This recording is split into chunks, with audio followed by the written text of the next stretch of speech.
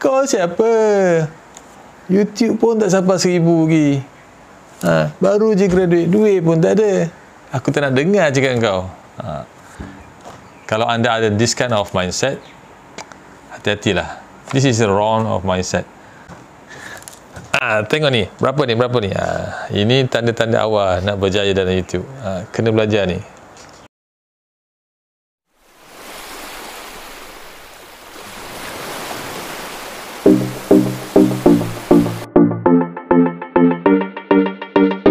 Assalamualaikum, saya Kamaruh. Hari ini saya nak berkongsi 5 ciri-ciri orang berjaya buat duit dengan YouTube, ataupun dapat gaji daripada YouTube lah. Okay?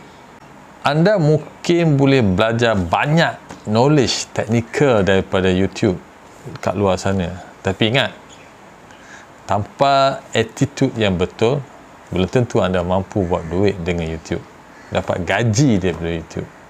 Ingat tips yang pertama nak jadi YouTuber yang berjaya, buat perancangan yang jelas. Okey, kalau korang perasan, YouTuber yang berjaya ni dia orang mempunyai perancangan ataupun plan yang jelas untuk projek YouTube dia orang. Pernah dengar tak? If you fail to plan, you plan to fail. Benda ni betul. Ramai YouTuber kat sana tu, ramai nak buat YouTube, tapi dia orang tak ada perancangan. Dia hanya ada semangat je lebih. So semangat tak cukup. Dia kena ada planning dan perancangan yang jelas. Sekiranya anda gagal buat perancangan yang rapi dan detail untuk YouTube anda ni, kemungkinan besar anda akan gagal. Dan anda akan buang masa dan anda akan frust. So kesimpulannya, kena ada plan yang rapi dan jelas. So dia punya summary dia kat sini. Semua, kalau anda perasan, YouTuber yang berjaya ni, dia orang mempunyai perancangan yang detail dan yang jelas untuk mencapai kejayaan dalam YouTube dia orang. Okay? Biasanya dia orang akan buat perancangan. Tahun pertama apa dia orang punya target, tahun kedua apa, tahun ketiga apa, tahun kelima, tahun keempat apa, tahun kelima apa. So dia ada perancangan dia. So dia boleh rancang dia punya costing dia orang, dia punya aktiviti dia orang. So dia punya network dia, community dia, apa. Benda-benda macam ni penting. Perancangan, costing, semua kena ada. Nampak macam main YouTube kan? Sebenarnya tak. Mesti ada costing, mesti ada planning yang cantik punya. Baru kita budget tak lari. Okey, 3 tahun yang lepas saya memang dah ada niat untuk buat YouTube sebenarnya. Okey. Tapi saya tak tahu macam mana nak buat. Saya technical YouTube pun saya tak tahu. Digital marketing pun tak tahu. Memang blur macam tu. Cuma saya tengok orang berjaya buat YouTube, saya pun nak buat. So bermula daripada situ dah saya mula mencari-cari solution macam mana nak buat YouTube ni supaya berjaya sebagai YouTuber lah. Dan saya pernah baca buku Robert T. Kiyosaki. Dia ada satu soalan ditanya, apa yang anda akan jadi 5 tahun akan datang? Jadi soalan tu saya ingat kembali. Apa dia punya point dia? Pertama, 5 tahun kita akan datang ni bergantung kepada satu, dengan siapa kita berkawan. Dan yang kedua, buku apa yang kita baca. Ini menentukan 5 tahun akan datang. So, dalam projek YouTube pun sama. Apa yang akan berlaku pada YouTube saya bergantung pada dua ni. Memang betul-betul. So bermula daripada soalan ni lah saya mula mencari kawan-kawan YouTuber yang berjaya dan mencari mentor YouTube yang sukses lah. Akhirnya saya berjumpa pada tahun 2019, saya jumpa satu sifu YouTube iaitu Coach Wan Muhammad Ali. Dia ni memang online digital marketing dan YouTuber yang berjaya. Sekarang dah ada 100,000 orang lebih dan dia memang banyak buat duit dan gaji daripada YouTube ni. So bermula daripada situlah saya start berkawan dengan ramai YouTuber berjaya dan juga digital marketing yang berjaya lah. So kita akan nampak dia punya flow dia. So kita dah start berkawan, baca buku. Tapi memang betul, kena ada mentor yang berjaya dalam YouTube. And then kawan-kawan pun yang berjaya dalam YouTube, belajar daripada dia orang dulu. Kalau you tak boleh nak berkawan, lama-lama you akan dapat dia punya aura dia. Okay? flow dia macam mana, step by step dia. Itu penting, memang penting. Sebab bila you dah start berkawan dengan YouTuber berjaya ni, dah baca buku pasal YouTube, dah macam-macam lagi tengok YouTube online, tengok YouTube sendiri, sebenarnya nak buat YouTube ni tak semudah yang disangkakan. Ada banyak kesusahan planning dia orang, kejayaan, kegagalan dia orang. Dan dari situ kita dapat belajar, kita dapat men-shortcutkan kita punya masa supaya tak gagal teruk macam mereka, tapi kita boleh shortcutkan kita supaya kita lebih berjaya lebih awal dan lebih pantas. Dia orang biasa dia orang tak ada tok guru ni, biasa dia orang try and error, so banyak kerugian ataupun masa dia orang perlukan untuk sukses. So kita boleh, kalau kita berjaya berkawan dengan dia orang, so kita boleh minimumkan masa kita dan kita boleh lagi cepat berjaya. Itu yang penting tu, tips-tips tu itu penting.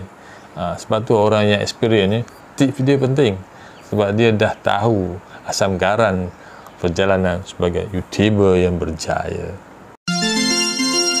Okey, tips yang kedua adalah anda kena ada mindset bertindak segera. Ini tips nombor 2, bertindak segera. Kalau tangguh-tangguh, esok-esoklah memang tak jadi. Kalau awak once you dah ada planning, you terus buat. Terus buat. Jangan bertangguh. Jangan bagi banyak alasan. Kalau you terus bertangguh dan banyak alasan, confirm you tak berjaya. Confirm. Sebab apa saya cakap confirm tak berjaya? Sebab kalau you tak buat, you tak tahu apa you punya result dia. So you tak boleh belajar daripada you punya action. So kena buat. Salah, improve. Salah, improve. Itu yang penting. Kalau masih lagi tunggulah. Orang lain dah jadi YouTuber, dah berjaya, dah kahwin, dah ada anak, dah beli kereta, beli rumah, macam-macam lah. So kalau tunggu je lah.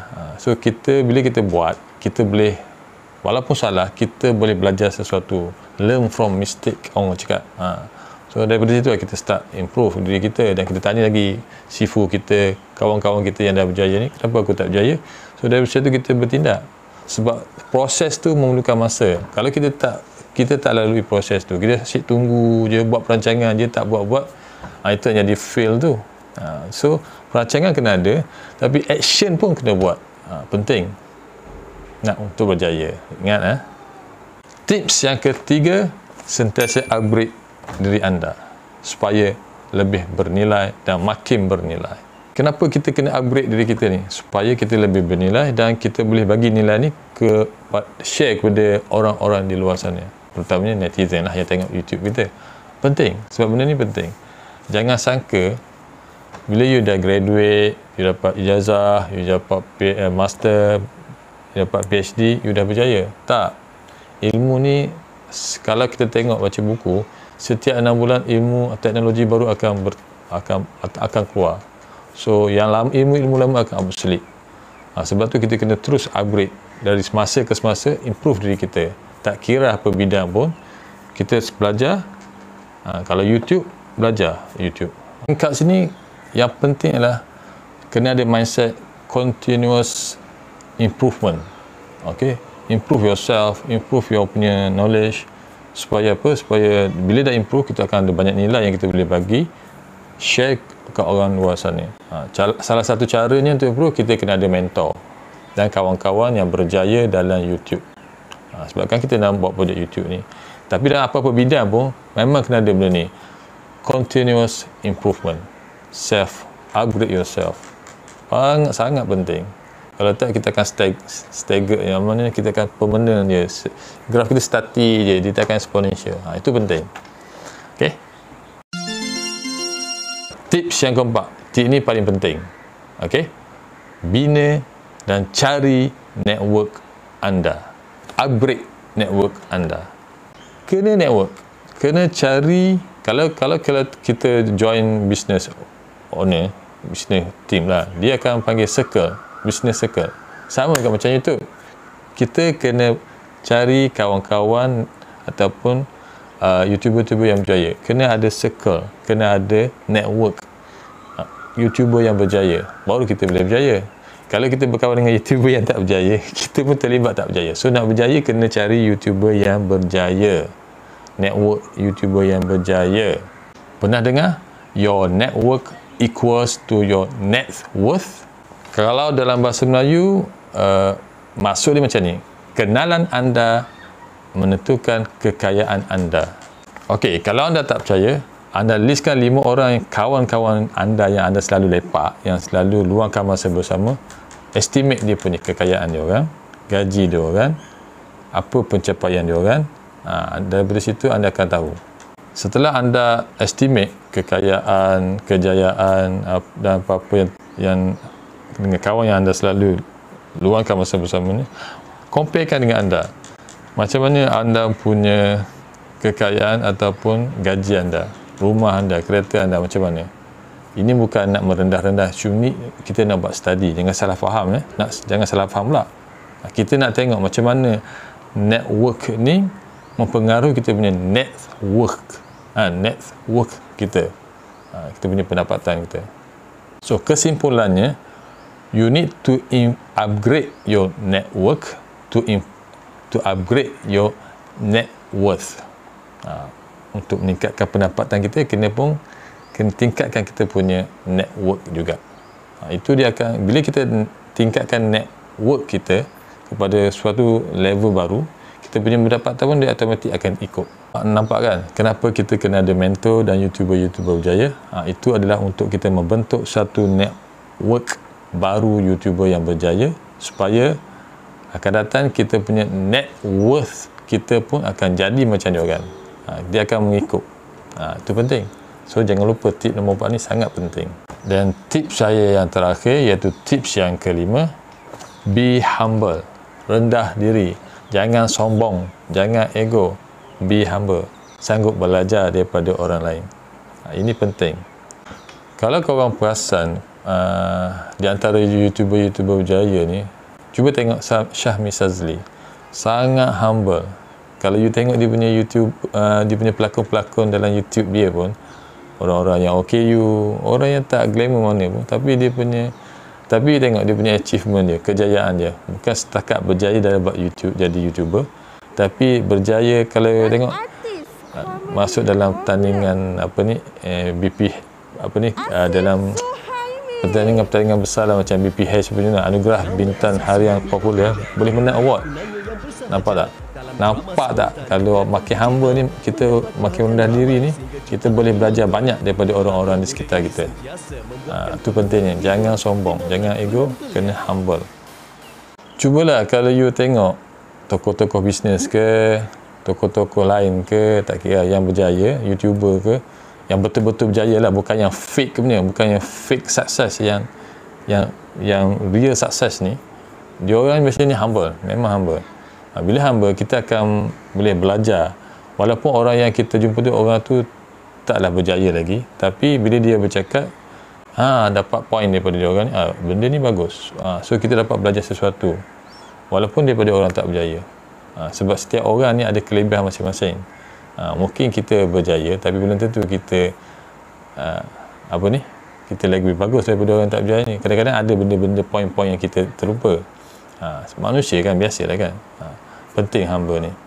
Bila anda humble ni, so peluang untuk anda belajar daripada orang lain adalah tinggi, kerana anda tak ego. So orang pun nak share ilmu pun, nak share maklumat pun senang.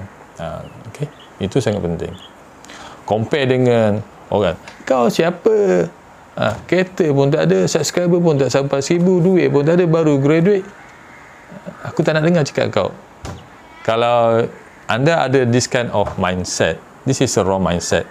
So kalau anda teruskan juga benda-benda macam ni, so you on your own way to downfall.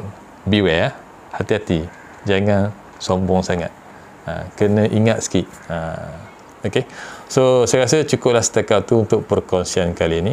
Untuk berjaya dalam YouTube ni, ingat 5 tips ni dahulu. Okay, saya dah sebut tadi. So harap anda belajar sesuatu daripada konten kali ini dan berjaya menjadi YouTuber yang berjaya dan membantu lebih ramai orang di luar sana. Okay, Assalamualaikum warahmatullahi wabarakatuh. Jumpa lagi. Bye-bye.